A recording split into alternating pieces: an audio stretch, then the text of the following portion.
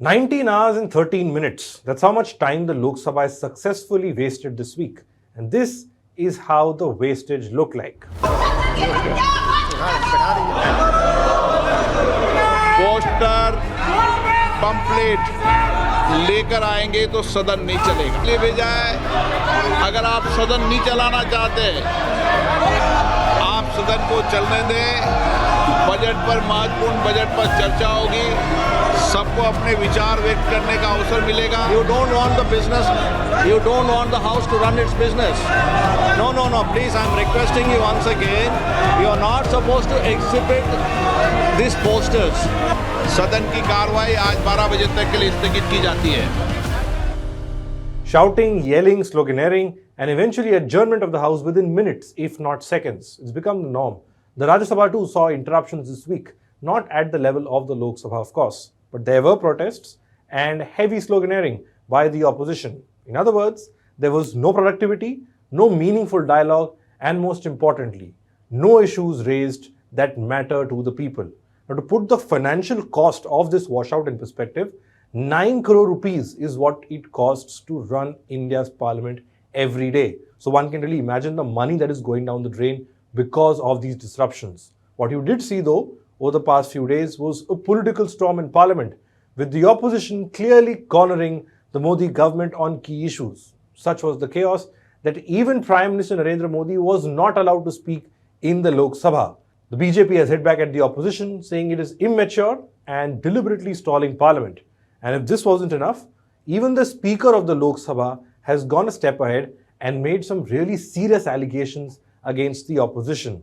Hello and welcome, I'm Shubham Chauhan. Let's get started. So there are three broad issues that led to chaos in Parliament over the past 4 days. First was an unpublished memoir of former Army Chief Manoj Naravne, wherein he's mentioned some interesting details about the India-China standoff of 2020, and this gave enough material to Rahul Gandhi to call out the Modi government's quote-unquote incapable leadership. The second big issue was the India-US trade deal. It was announced a few days back by US President Donald Trump on Truth Social. Therein, America has decided to bring down the tariffs on India from 50% to 18%. In return, and here's the important part, the American president said India will stop buying Russian oil, not levy any tariff on US goods, and give America unprecedented access to our agriculture sector. Now, while the Indian government has said that the interest of our farmers will be protected, it still hasn't given a complete picture on the finer details of the deal and what are the concessions that India has made. The opposition has called it a surrender of the Modi government to Trump. And the third issue that caused the disruption was the issue of Epstein files, where Prime Minister Narendra Modi and his minister Hardeep Singh Puri's name surfaced in the US Justice Department's files linked to financier and convicted sex offender Jeffrey Epstein. Now, the opposition's strategy as far as Parliament is concerned the past 4 days was very clear. If the leader of opposition, that is Rahul Gandhi, is not allowed to speak, then the Prime Minister won't be allowed to speak either. When Rahul Gandhi stood up for his speech on the motion of thanks to the President's address, many believe he caught the BJP off guard with what he did the moment he began the speech. Rahul Gandhi wanted to quote an excerpt from General Manoj Naravne's unreleased memoir published by a magazine. We've done a detailed video on what the memoir says and why it hasn't been released so far. But in short, that chunk, the contentious chunk that Rahul Gandhi was citing, says that General Naravne was waiting for orders as the Chinese army entered Indian territory in 2020. And in the end, the defense minister, that is Rajnath Singh, apparently conveyed the Prime Minister's message to the army chief at the time, saying, do what you think is appropriate. Speaker sir, ये guaranteed authentic है. इसमें नारावाने जी ने कहा है कि उनका memoir है, उसे सरकार पब्लिश नहीं होने दे रही है. इसमें सब लिखा है और मैं सिर्फ इसमें से 5 लाइन पढ़ना चाहता हूं जिसमें नारावाने जी ने राजनाथ सिंह के बारे में और मोदी जी के बारे में बोला है. जो पुस्तक प्रकाशित हुई ही नहीं है, तो किस पुस्तक को यहाँ पर उल्लेख करना चाहते हैं उनके बारे में? माननीय अध्यक्ष, BJP countered Rahul's book jive with another book. BJP MP Nishikant Dubey showed 3 books that talked about the Bofors scam during the Rajiv Gandhi era and the Nehru era as well. But despite the BJP taking strong objection and the speaker even hurling the rule book at Rahul Gandhi on this entire memoir issue, the LOP did not budge. In fact, he doubled down. Next day, Rahul Gandhi showed up in parliament with a copy of this unreleased memoir. And since then, he's constantly taunted the Prime Minister for crumbling under Chinese pressure and even promised to give the Prime Minister a copy of a book which the BJP says never existed. I felt really alone.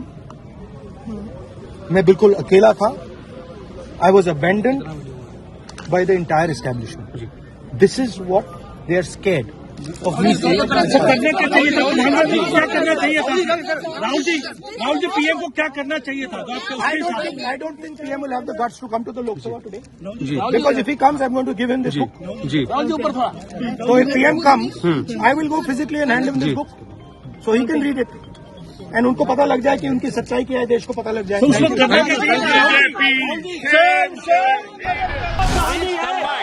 कि Anderson को बाहर भेज दिया राजीव गांधी ने. ये Colin Nariman की कहानी है कि किस तरह जुडिशियरी को इन्होंने बर्बाद किया. ये बोफोर्स की कहानी है कि कॉकरोची से कांग्रेस परिवार के क्या संबंध थे. ये मित्रों खेल लाइब्रेरी सभा की कार्यवाही. And as it turned out, the Prime Minister did not attend the House, the Lok Sabha, on that particular day. Of course, he didn't address the Lok Sabha either. For the first time since Manmohan Singh in 2004, the Prime Minister of India did not address the Lok Sabha on the motion of thanks to the President's address, and eventually it was passed without the Prime Minister's comments. The next day, Lok Sabha Speaker Om Birla said it was he who advised the Prime Minister to not come into the House because of the ruckus that the opposition was creating, even saying that there could have been an untoward incident, implying that the opposition was perhaps planning to attack the Prime Minister inside the Lok Sabha, a serious charge that the opposition has clearly rejected. The speaker is saying that yesterday what happened was disgraceful and shameful. What happened? What happened? The way women MPs were in front of the Treasury bench and tried So the women MPs were standing in front of the Treasury bench. So what? But there was a And strategy the to Prime hurt Minister, PM. absolute lies. It is an absolute lie. There is no question of anybody raising any hands on the Prime Minister, trying to hurt him or any such thing. There is no question. So it is absolutely wrong of anybody to say that there was any such plan. There was no such plan. But if you're going to allow your members to stand and quote books and talk nonsense, then this side, the opposition benches are going to protest.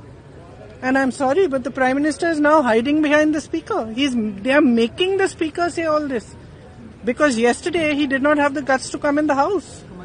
What? Because 3 women were standing in front of his bench? What nonsense is this? Miss Gandhi Parliament will be stalled every day. Miss Gandhi Parliament will be stalled every day like this. Will the Parliament will be stalled every day like this? Will the Parliament be stalled every day like this? The next day, the Prime Minister then finally spoke in the Rajya Sabha, the upper house of Parliament, and the issues he focused on were the usual. Nehru, how past governments were bad, how the UPA was bad, how the Gandhis were bad, and how India under him and his government was on a reform express. As the Prime Minister kept speaking for 95 minutes, the opposition kept hurling slogans and protesting for the first few minutes before eventually staging a walkout. मैंने दुनिया के सामने कहा है, देश के सामने कहा है, और कहा है इसलिए नहीं, ये मेरा कन्विक्शन है. अरे चुनौतियां कितनी ही क्यों न हो, 140 करोड़ समाधान हमारे पास है.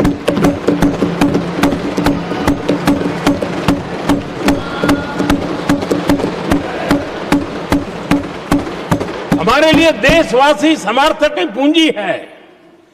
हमारे लिए हर देशवासी भारत का उज्जवल भविष्य का नियंता है, निर्माता है, कर्ता धर्ता है. Now, Parliament will resume on the 8th of February, that is Monday. But the question is, will there be a resolution to this deadlock? By the looks of it, the answer seems to be a clear-cut no. That's all we have for this report. Thanks for watching.